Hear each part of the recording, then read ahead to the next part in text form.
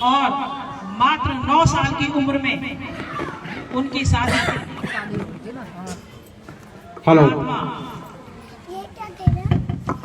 ज्योतिबा फूले के साथ करा दी गई। 1840 के अंदर महात्मा ज्योतिराव फूले की उम्र 13 साल और माता सावित्रीबाई फूले की उम्र 9 साल। इतनी कम उम्र में शादी होने के बाद जब माता सावित्रीबाई अपने ससुराल आई तो उनके पति ने उन्हें घर में ही पढ़ाना शुरू किया। माता सावित्रीबाई का लगन देखते हुए और ज्योतिबा फूले जी का समाज के प्रति लगाव देखते हुए, क्योंकि महिलाओं को तो कोई अधिकार ही नहीं थे, यहाँ ब्रिटिश गवर्नमेंट का राज था और भारत में कोई ऐसी स्कूल की व्यवस्था नहीं थी जिसमें हमारे भारतीय लोग पढ़ाई कर सके। पढ़ना पढ़ाना केवल और केवल इस व्यवस्था के अनुसार ब्राह्मणों का काम था। बाकी और कोई भी समाज इस कार्य को नहीं करता था। अगर वो करता है तो वो वर्ण व्यवस्था के खिलाफ है। तो माता सावित्रीबाई फूले ने अपने घर से ही इसकी शुरुआत की और 1840 में ही उन्हीं के पड़ोस में एक मिशनरी स्कूल चला करता था। उस मिशनरी स्कूल में जाकर माता सावित्रीबाई ने अंग्रेजी का अध्ययन किया और अंग्रेजी का अध्ययन इतनी लगन से किया, इतनी मेहनत से किया कि वो पूरी तरह निपुण हो गई। उसके बाद जब उनके इस लगाव को देखा तो उनके पति ने उनसे कहा कि आप समाज में घर घर जाकर के बाकी और लड़कियों को भी शिक्षा देने का काम करें। जब माता सावित्रीबाई जाने लगी तो ब्राह्मण समाज, मनुवादी समाज की जड़ें हिलने लगी। उनको पसीना आने लगा कि ये व्यवस्था में क्यों अड़चन ला रहे हैं।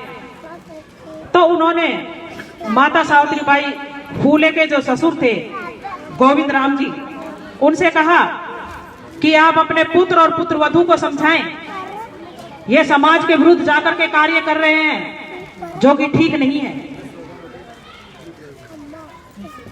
पिता गोविंदराव समाज के दबाव में आ गया और अपनी पुत्रवधू को आदेश दे दिया कि कल से आप ये पढ़ने और पढ़ाने का कार्य बंद कर देंगे। लेकिन माता सावित्रीबाई फूले की लगन, वो उस आदेश को न मानते हुए और निकल पड़ी। फिर मनुवादी लोगों ने फिर शिकायत की कि अगर ऐसी व्यवस्था रहेगी, अगर तुम कहना नहीं मानोगे तो हम आपको समाज में नहीं रहने देंगे। आखिरकार दुखी होकर के पिता गोविंद राव ने अपनी बहू और पुत्र को आदेश दे दिया कि आप घर से निकल जाएं, घर से निकल जाएं। माता सावित्रीबाई फूले और ज्योतिराव पूना शहर में आकर एक किराए के मकान में रहकर अपने इस कार्य को निरंतर करते रहे। उनका लगाव और बढ़ गया, कम नहीं हुआ। जब उनका ये लगाव बढ़ गया, कम नहीं हुआ, तो माता सावित्रीबाई के बारे में अभी बताया कि उनके ऊपर कीचड़ फेंकते थे लोग, उनकी साड़ी गंदी कर देते थे। कई बार माता सावित्रीबाई के जीवन में ऐसी परिस्थितियां आई, वो घर आके रोने लगी। लेकिन उनके पति ने उन्हें समझाया कि सावित्री, ये लोग तुम्हारे ऊपर कीचड़ नहीं फेंकते हैं, ये तुम्हारे ऊपर, तुम ये समझो कि ये तुम्हारे ऊपर फूलों की बारिश कर रहे हैं, जिससे तुम्हारा प्रोत्साहन बढ़ता है, तुम्हारी हिम्मत बढ़ती है और तुम और आगे बढ़ने के लिए काम करो।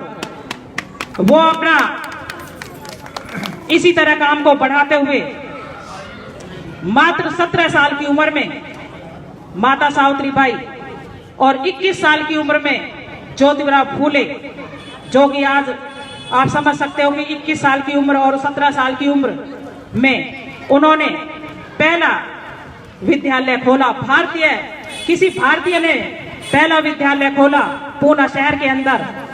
लेकिन हमारी बदकिस्मती कि उस स्कूल के अंदर जो 1 जनवरी 1848 को खोला था, उस स्कूल के अंदर जो बच्चों की बहुतायत थी वो ब्राह्मणों की ज्यादा थी।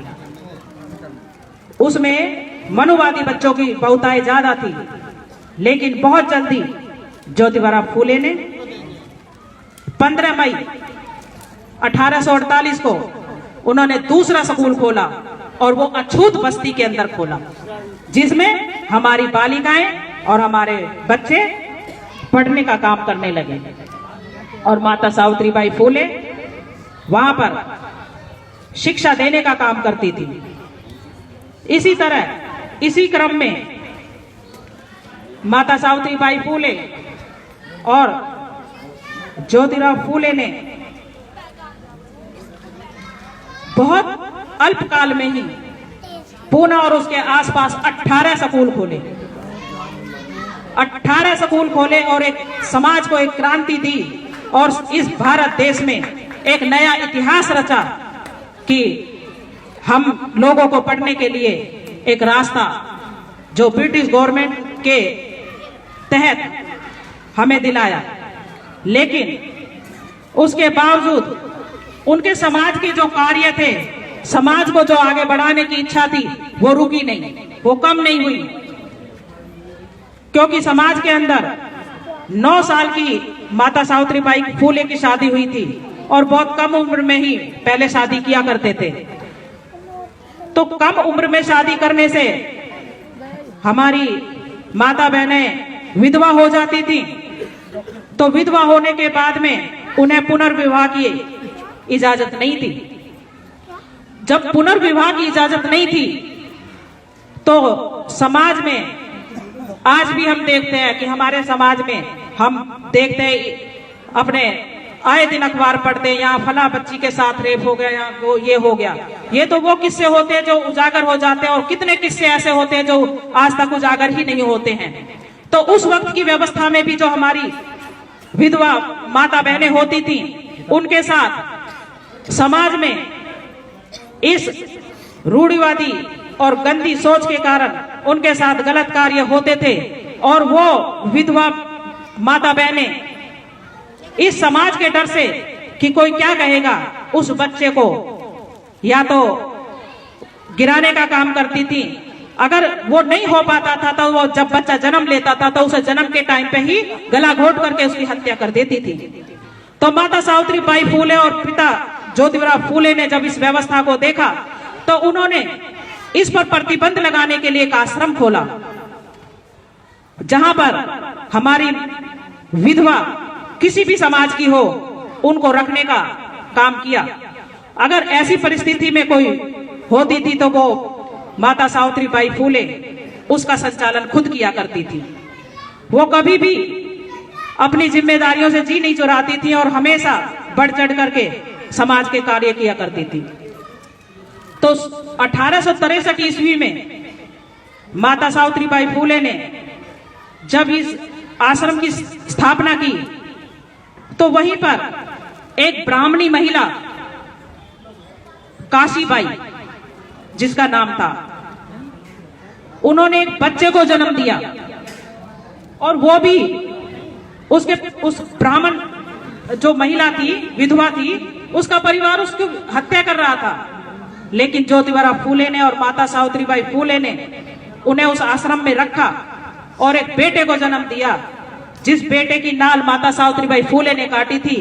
तो माता सावित्रीबाई फूले ने उसे अपना बच्चा बना लिया और उस बच्चे को गोद ले लिया और उस बच्चे का नाम यशवंतराव रखा। ये यशवंतराव को उन्होंने अपनी संतान के रूप में पाला और माता सावित्रीबाई फूले ने उसे पढ़ा लिखा करके एक अच्छा डॉक्टर बनाया। यशवंतराव डॉक्टर बना, उसके साथ साथ जो विधवा हमारी माता बहनें होती थी तो हमारे औरतों के जो केस होते हैं, इन केसों को काटने की प्रथा थी।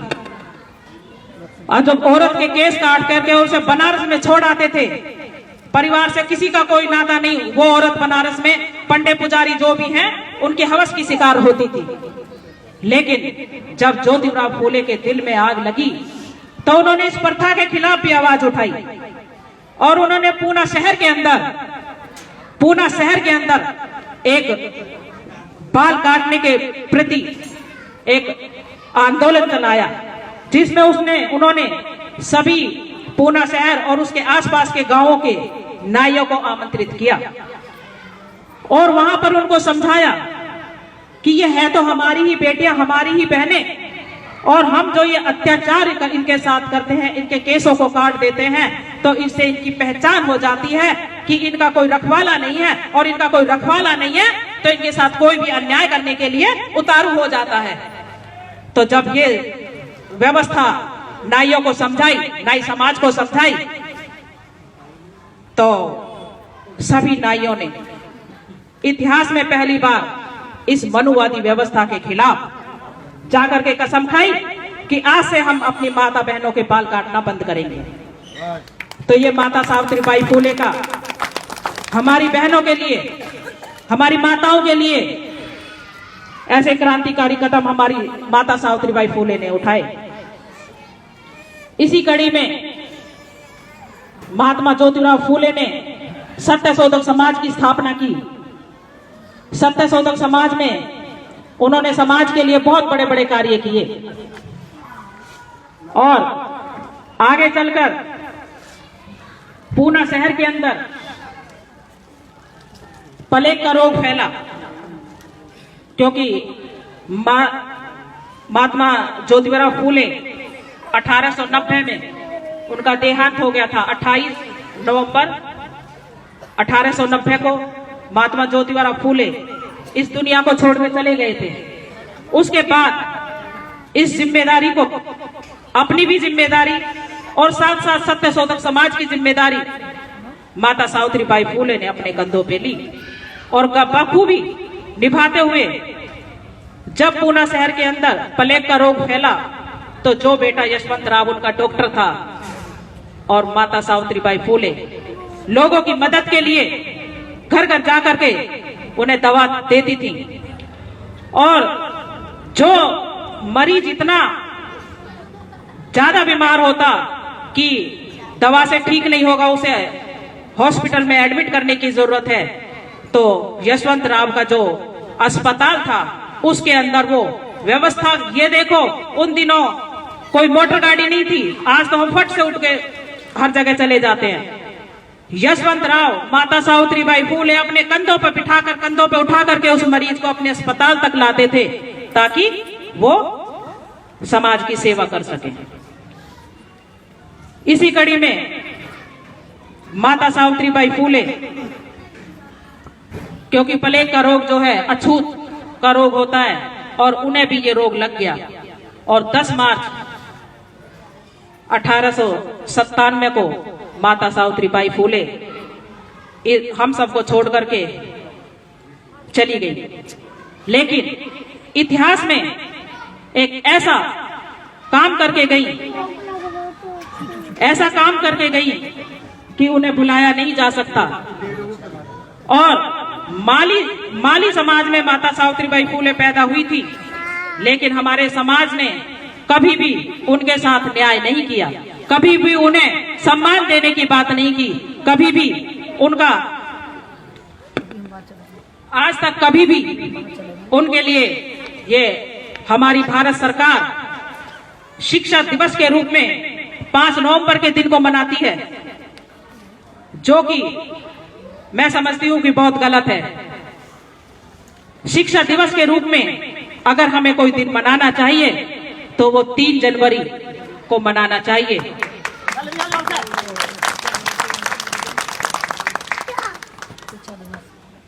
माता सावित्रीबाई फूले को हमने सम्मान नहीं दिया, भारत सरकार ने सम्मान नहीं दिया, लेकिन हमारा तो 85% समाज है, लेकिन आज भी हम सरस्वती को जानते हैं। सरस्वती ने कौन से कॉलेज से डिग्री ली, कहां पैदा हुई, कहां उसके बचपन की शिक्षा हुई, कहां उसने नौकरी की, उसका कोई अता पता नहीं है, लेकिन हम विद्या की देवी सरस्वती को जानते हैं। लेकिन हम अपनी माता सावित्रीबाई फूले को नहीं जानते, ये बड़े दुख की बात है, ये बड़े दुख की बात है। और जब ओबीसी समाज में माली समाज आता है, ओबीसी समाज में माली समाज आता है, इसी कड़ी को देखते हुए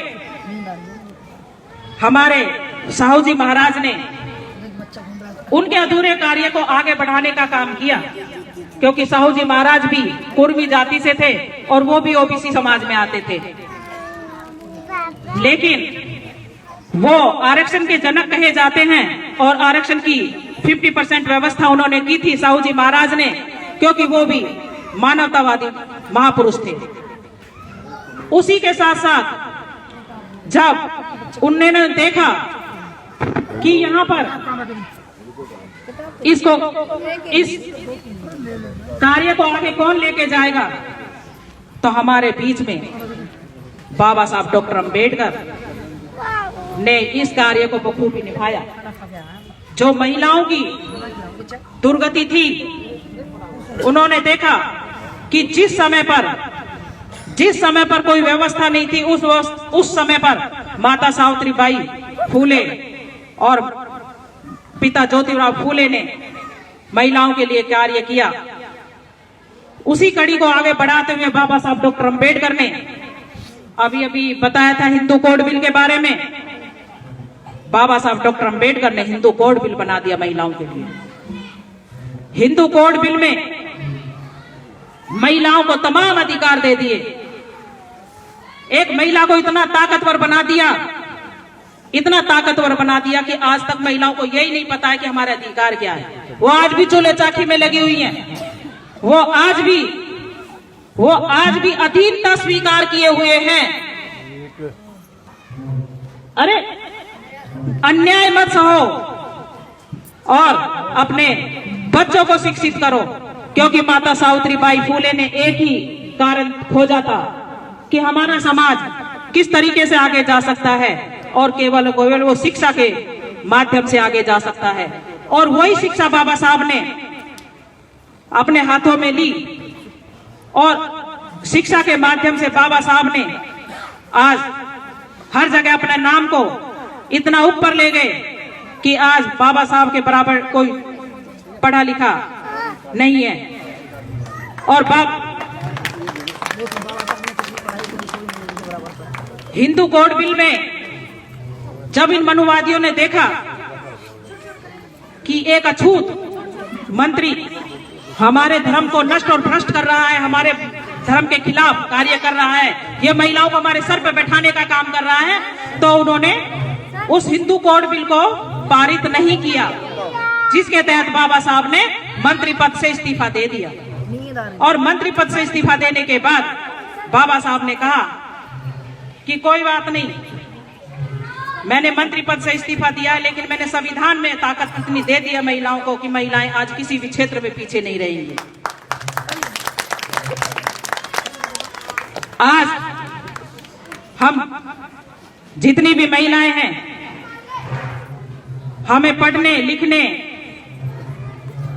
निगम पार्षद से लेके राष्ट्रपति बनने तक के सारे अधिकार बाबा साहब की देन है।